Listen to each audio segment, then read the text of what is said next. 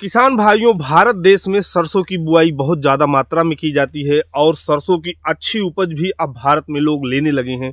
नए नए तरीके से नए नए वर्क करके नई नई जानकारियों के साथ किसान भाई अब सरसों की खेती में काम करते हैं और बढ़िया उपज प्राप्त करते हैं।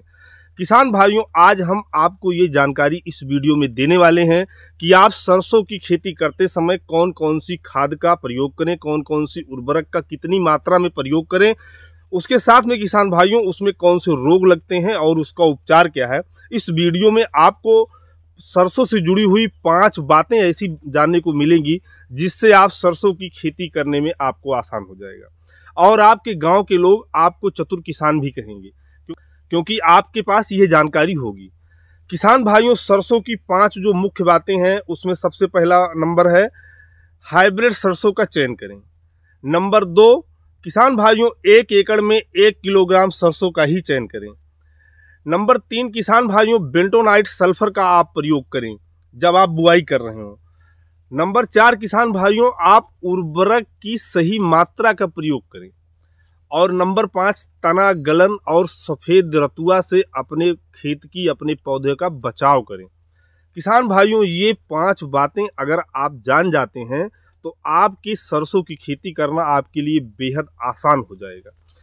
किसान भाइयों नमस्कार, मेरा नाम है पंकज तिवारी और आपका स्वागत करते हैं आपके अपने YouTube चैनल पंकज की किसान पाठशाला में। किसान भाइयों, जो चैनल पर पहली बार आए हैं किसान भाई, उस चैनल को सब्सक्राइब जरूर करें जिससे कि आने वाली सारी जानकारियां आपको मिल सके। किसान भाइयों, नंबर 1 जो मुख्य बात है सरसों की खेती को लेके वो है हाइब्रिड बीज का चयन करें। बहुत पुरानी बातें हो गई हैं जब जो है बहुत सारी देसी सरसों और जो है घर की सरसों का लोग उपयोग करते थे, अच्छे बीज का उपयोग नहीं कर पाते थे, उसकी वजह से उनकी पैदावार कम होती थी। अभी मार्केट में अच्छी प्रकार की सरसों आ गई हैं, अच्छे बीज आ गए हैं, नई तकनीक के साथ नई नई कंपनियां लेके आ रही हैं। तो आप हाइब्रिड सरसों का अगर प्रयोग करते हैं तो आपकी पैदावार और तेल का परसेंटेज दोनों में इजाफा होगा। तो आप हाइब्रिड बीज का ही चयन करें। नंबर 2, किसान भाइयों 1 एकड़ खेत में 1 किलोग्राम बीज का ही प्रयोग करें।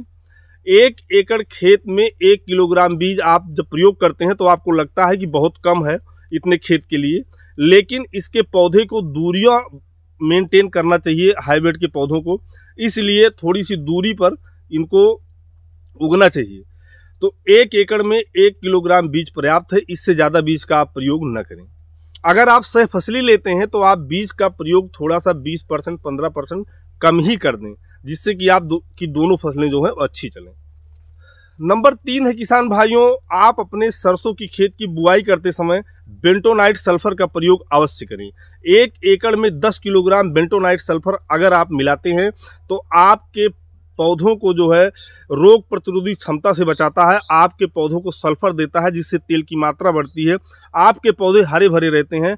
और बेंटोनाइट सल्फर जो होता है वो दानेदार होता है, इसलिए वो ज़मीन में काफ़ी दिनों तक आपकी सरसों को धीरे धीरे सल्फर प्रोवाइड करता रहता है और आपकी सरसों का पौधा जो है स्वस्थ रहता है।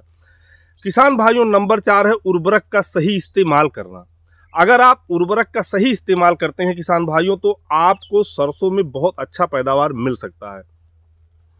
उर्वरक का सही इस्तेमाल करने के लिए आपको किसान भाइयों DAP जो है उसको 50 किलोग्राम, पोटाश जो है उसको 50 किलोग्राम और यूरिया जो है उसको 75 किलोग्राम 1 एकड़ में उपयोग करना है। इसके साथ में बेंटोनाइट सल्फर भी आपको मिला लेना है 10 किलोग्राम और 8 किलो जिंक का प्रयोग आपको अपने खेत में करना है।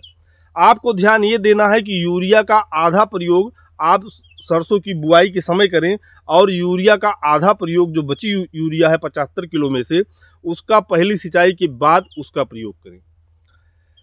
तो किसान भाइयों आपके खेत में अच्छी पैदावार सरसों देगी। किसान भाइयों, नंबर 5 पे जो मुख्य रोग लगते हैं सरसों में वो है तना गलन और सफ़ेद रतुआ। सफ़ेद रतुआ और तना गलन ऐसे रोग हैं जिससे आपके सरसों की पैदावार घट जाती है और आपको नुकसान होता है। किसान भाइयों, सरसों में रतुआ रोग जब लगता है तो उसके पत्तों में छोटे छोटे सफ़ेद रंग के धब्बे दिखाई देते हैं और जो है फफूंद टाइप का लग जाता है और आपका जब फूल बनता है तो फूल को बिगाड़ देता है और पैदावार घट जाती है। इसका अगर आप जो है उपचार करना चाहते हैं किसान भाइयों तो जब इसका लक्षण आपके खेत में दिखाई दे उस समय आप कार्बेंडाजिम प्लस मेटालॉक्सिल का आप अपने खेत में छिड़काव कर दीजिए और उसके बाद 15 दिन के बाद एक बार दोबारा से छिड़काव कर दीजिए, तो आपके खेत में ये समस्या जो है वो दूर हो जाएगी। किसान भाइयों, नंबर 2 है तना गलन रोग। ये तने को जो है, तने पे लंबे और गाढ़े धब्बे बना देता है। बाद में इसमें फफूंद लग जाती है और फफूंद लगने के बाद ये वहाँ से सड़ जाता है और उसके जो तने हैं वो ज़मीन पर गिरने लगते हैं और इससे आपके पौधे को काफ़ी नुकसान होता है और आपका पौधा जो है वो पैदावार आपका खेत नहीं दे पाता है। इसका उपचार करने के लिए किसान भाइयों, आपको इसका शुरुआत में ही उपचार जो है स्टार्ट करना पड़ेगा। सबसे पहले आप अपने बीज को कार्बेंडाजिम से जो है उपचारित कर लें। उसके बाद जब पहली सिंचाई के बाद लगभग 40 से 45 दिन के बाद आप 1 ग्राम कार्बेंडाजिम प्लस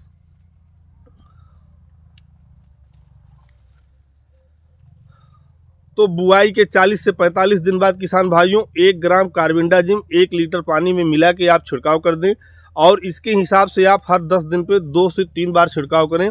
आपके खेत में जो है तना गलन की समस्या जो है वो नहीं लगेगी। अगर इसका रोग लग जाता है तो उसको थोड़ा सा बचा पाना मुश्किल होता है, क्योंकि जो नुकसान हो जाता है फिर उसकी भरपाई नहीं हो पाती है। किसान भाइयों, सरसों से जुड़ी हुई बहुत सारी जानकारियां हम आपको दे रहे हैं। अगर आपको अच्छा लग रहा है तो आप जो है कमेंट करके बता सकते हैं। वीडियो अच्छी लगी हो तो लाइक करिएगा। चैनल पर पहली बार आए, चैनल को सब्सक्राइब जरूर करिएगा। आप सभी किसान भाइयों को नमस्कार, धन्यवाद। फिर मिलेंगे एक नई जानकारी के साथ। तब तक के लिए बाय बाय।